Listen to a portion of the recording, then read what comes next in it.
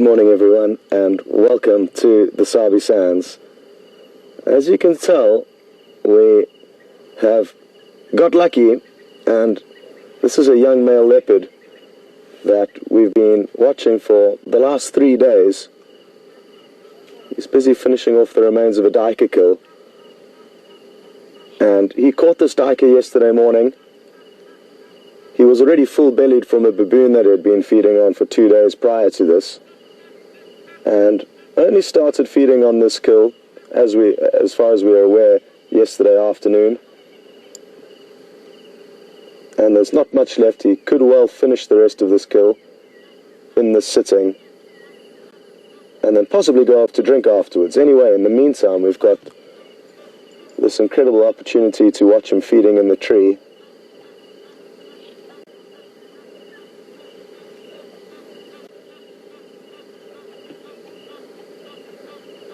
And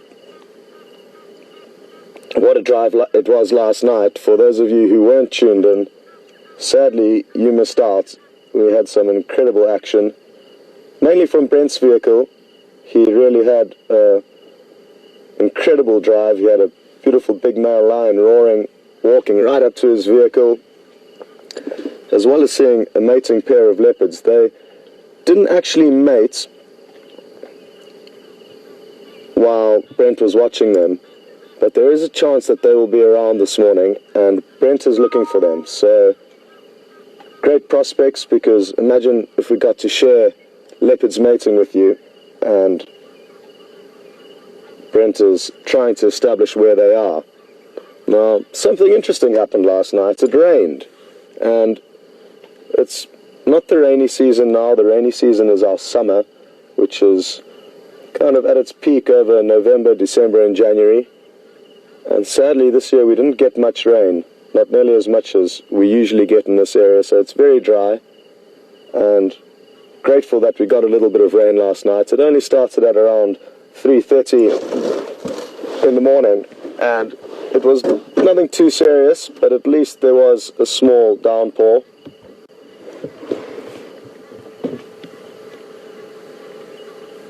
And as Vian is showing you, you can see a few little droplets of water on the edge of this little guarri branch. So great for the vegetation that we got a little bit of rain, but it's going to make Brent's job a little bit more difficult following tracks. The rain may have washed away any sign of animals moving in a particular area. But on the same token, it will also mean that if Brent does find tracks now, he'll be able to establish that they are after the rain or before the rain. And that would obviously give him a much better indication of how fresh they are. It stopped raining at about 5 o'clock, so about an hour ago. And just thought I'd keep you updated on that. Now, I'm wondering if we can reposition slightly. He has been moving around, but our view is not very good from here, so it might be worth us trying to get another angle. I'm not convinced it's going to work, but we are going to give it a bash.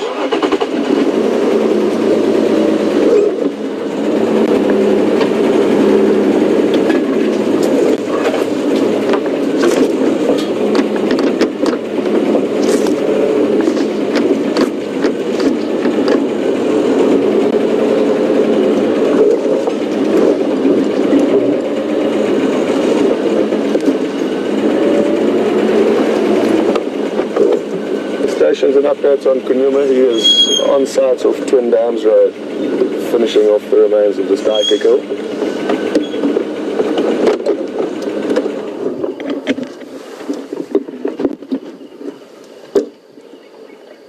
So like I said, I'm not sure how much better this is, but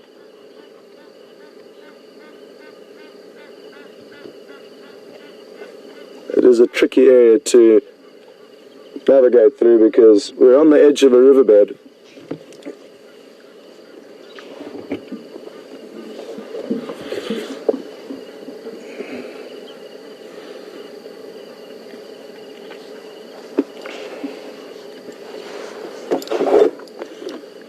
Copy, thanks Nikki.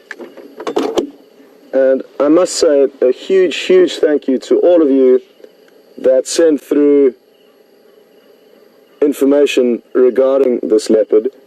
There is a waterhole about a quarter of a mile away from where we are now, and there's actually a live camera that monitors that waterhole for 24 hours a day, and we actually followed him to the waterhole last night towards the end of drive and watched him drinking.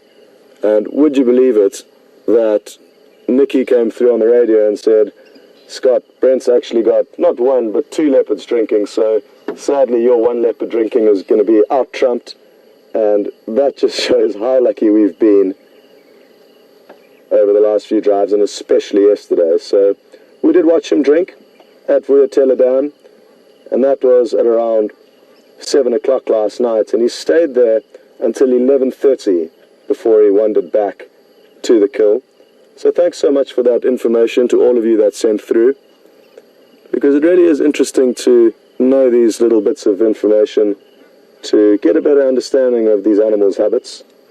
And that waterhole camera certainly helps us with not only that, but also helps us to find these animals very often from your updates.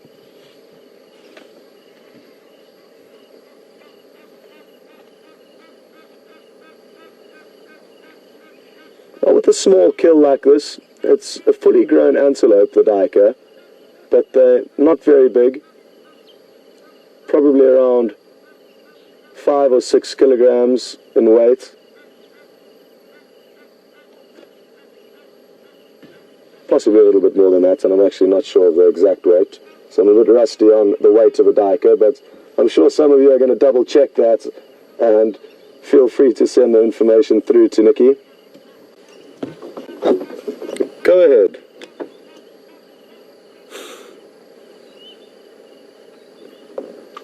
Good morning. There was tracks of 2 Bafazi and Gala around quarantine. Brent has followed up there, but hasn't had any luck. The tracks were before the rain. And I'm with Kunyuma. He is on site feeding on the remains of this pamba. There's probably about 10% left.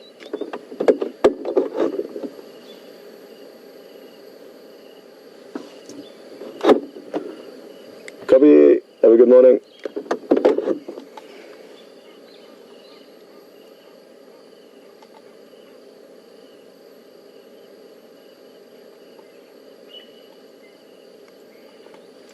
So, apologies, but it's important to keep all of the vehicles updated on the radio network, and there are a multitude of other vehicles also exploring this area with us, and we all share information, which is critical for us to increase the amount of sightings we have and make sure we all check different areas, because it is a very large space that we are exploring here, and the radio is critical for us to be able to do that properly.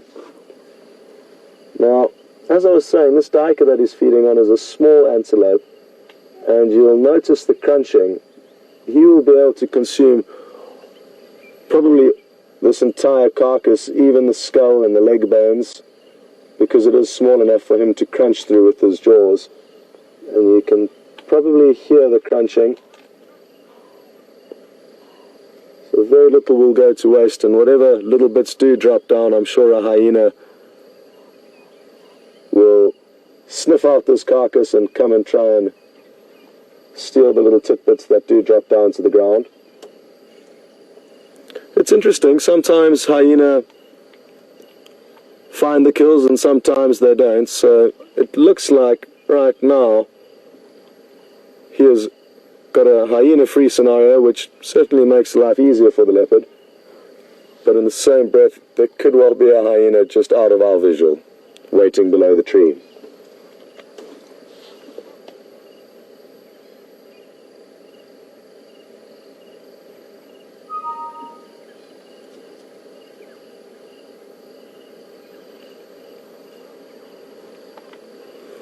We've just got a question through from Tess in Ohio. Good morning, Tess, and welcome. Tess is interested to know whether the rain that we had last night will change the movements of various animals. And I don't think last night we got enough rain to influence the movements of animals. If it rains strong enough in certain areas and therefore affects the vegetation and therefore food for herbivores, animals may move from one area to another in source of food, and that is typically what drives animals to move large areas in search of food. So unless the rain had significant effect on the actual vegetation, it wouldn't likely cause the animals to move. And we did get a very small amount last night, so I don't think we'll be noticing any large changes. But time will tell, and hopefully there will be an influx of wildebeest and zebra onto our property. But there's nothing to guarantee that, and a lot of the wildebeest and zebra that were around during our summer rains have now moved off to other areas. So there certainly are seasonal movements of the various animals, but it's mainly the herbivores.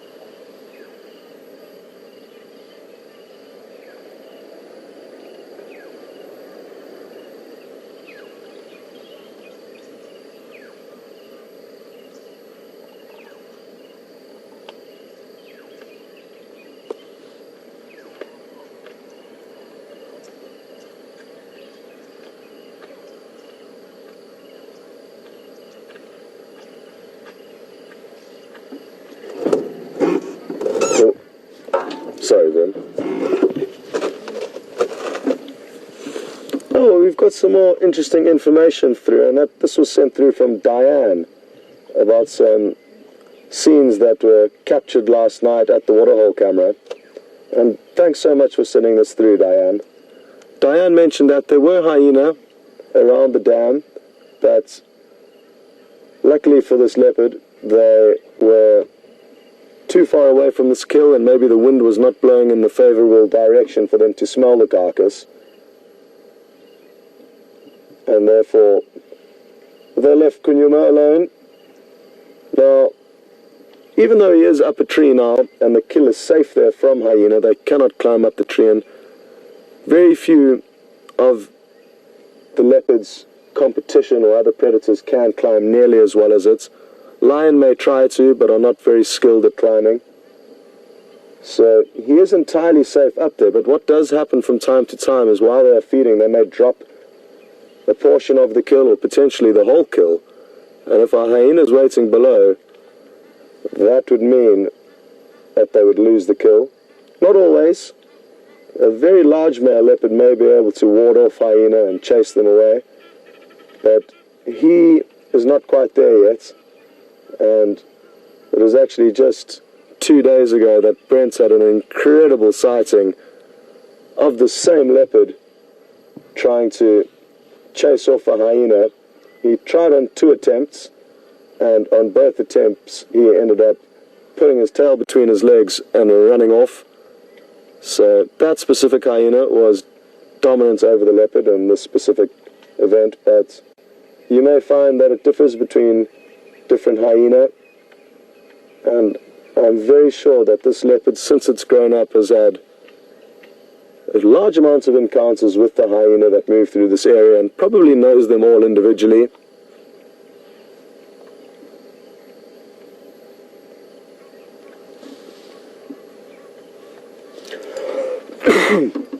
Excuse me.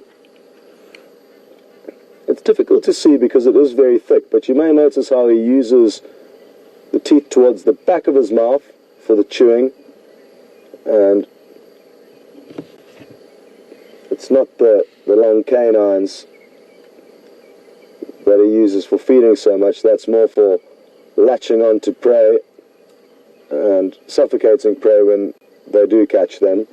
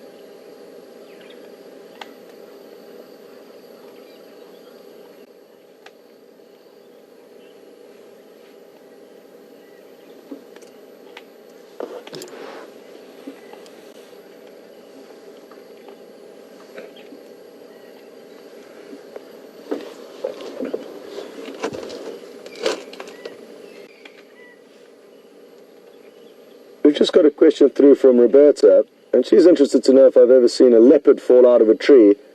And no, I haven't. I've seen youngsters take some kind of tumbles as they are descending from the tree, but I've never seen one simply fall out. They've had kind of, I guess, some embarrassing descents back to the ground. It can sometimes be more difficult for them to go down than it is for them to go up. But I personally haven't. I'm guessing it could well have happened from time to time. But they are incredibly agile and will climb trees from as young as 2 months of age. They'll start to clamber up trees, and even from 3 months, when they start feeding on kills, they'll be climbing up trees. And it's essential for them to be able to climb up trees from this young age, because so often at the kills are hyena and also other predators like lion. So if they can't climb, they will be killed, and therefore nature ensures that only the best tree climbing leopards survive.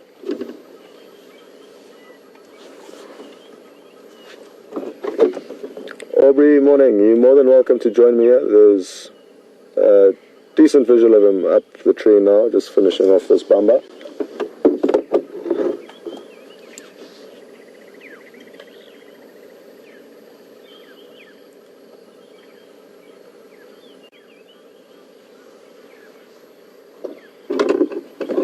What I'm going to do is, because I know there is another vehicle approaching, and he's not too far away, I am going to just squeeze forward a little bit. That way it'll give us a different angle and perspective, and it'll also just make sure that there'll be enough space for Aubrey to also get a view.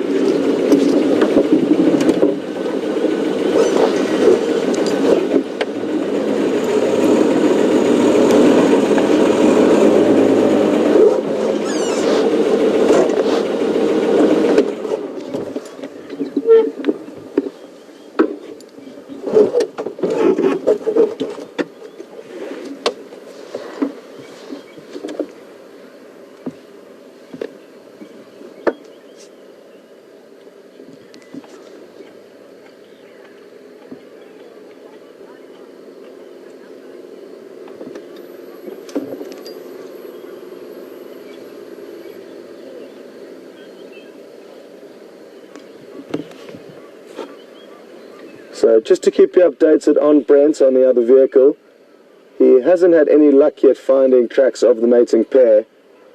But one thing I can tell you is that when Brent has a plan in mind, he will stick to it until he finishes with his goal in mind. So you got nothing to worry about. He is searching thoroughly for the mating leopard, and wouldn't it be wonderful if he found them?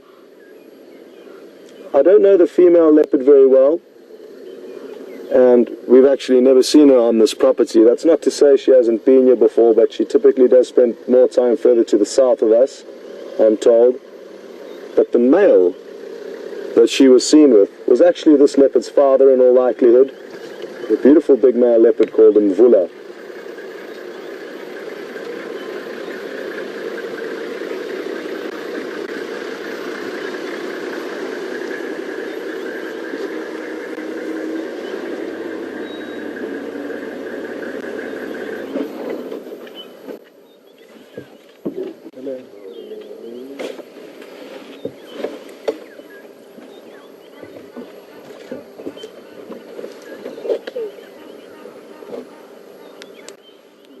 We've just got a question through from Louise on Twitter.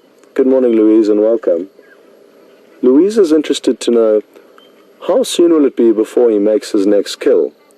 And it's great that you've asked that question, because I've got a very fresh story that pops to mind that will give you an idea. Oh, you just dropped a little piece. I'm just going to listen carefully, because if there was a hyena down below the tree, and there's quite a steep bank that we can't see down, we could well have heard some rustling then. So, judging by that, it doesn't appear that there is a hyena on site. But back to Louise's question, it was yesterday morning or probably late 2 nights ago, that the same leopard finished off a baboon kill that he had been feeding on. He fed on it for 2 days, and even though his stomach was full and he was simply moving out of that area, he came across this duiker first thing yesterday morning and managed to catch it. So it had a full belly and still took that opportunity to catch another prey. And leopards will do this, and so will most predators. Any opportunity that they get to acquire food, they will take, because there will be some periods where they may go for days, even a week, without food. Good question though, but they will even in some situations have one tree up a kill, just like this, and they might head off to water, just as he did last night, and on their way to drink, they could come across another prey item, kill it, put it up another tree, and then have 2 different kills in 2 different trees at the same time. So they will kill as much as they can when they can.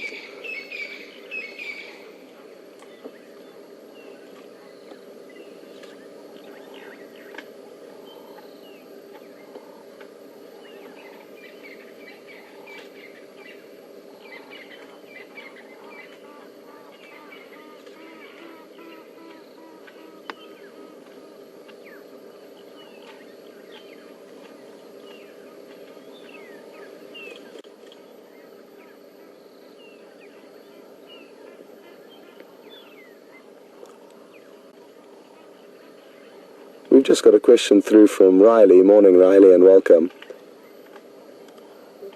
I guess Riley's question has stemmed from the fact that there was a mating pair of leopards seen last night, and it's exactly what Brent is looking for this morning. And Riley's interested to know, when will it be this leopard's chance to mate? How old will he be? When in all likelihood would it start? It fluctuates greatly depending on the individual leopard and how lucky it is in acquiring its territory, and also how quickly it matures. Just like humans, animals also mature at slightly different stages. So it's hard to pinpoint it, but anywhere from 5 years of age would be a likely age. So another 3 years for him before he is likely to mate, but he may well try his luck before then, or he may be chased from one territory to the next, unable to acquire his own for longer than that. So we'll just have to monitor him closely and hope that he doesn't leave this property, which he in all likelihood will.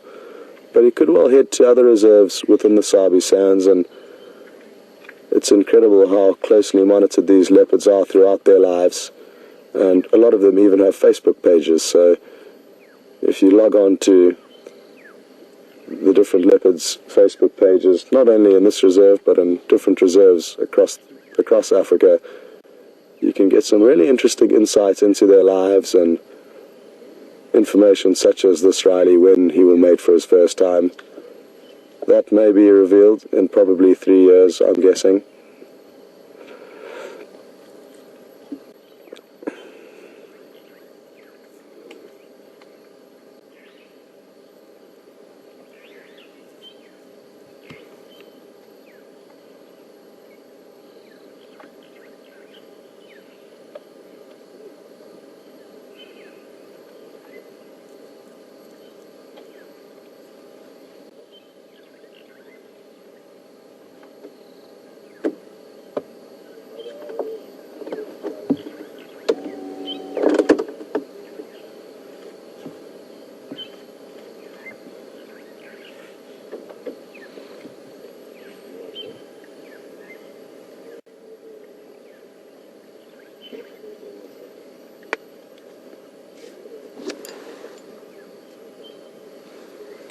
Well,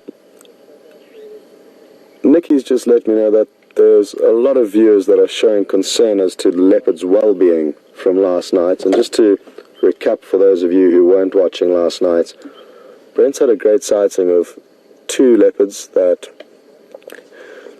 were seen mating, but sadly not while Brent was broadcasting with them. And this mating pair of leopards were in a certain area that two lioness moved into and came very close to the leopards.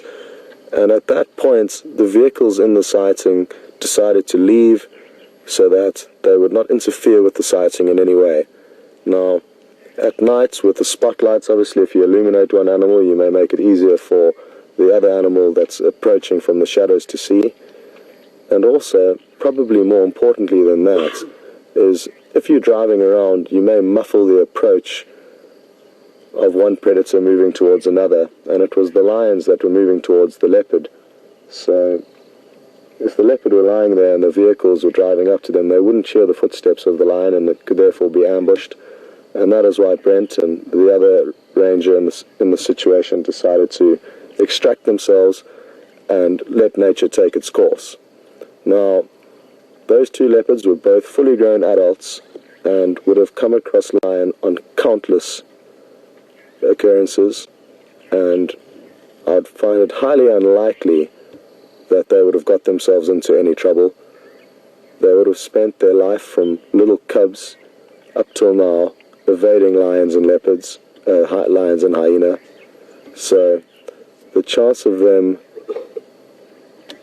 being harmed last night is very, very slim, and I'm confident that they have got nothing to worry about.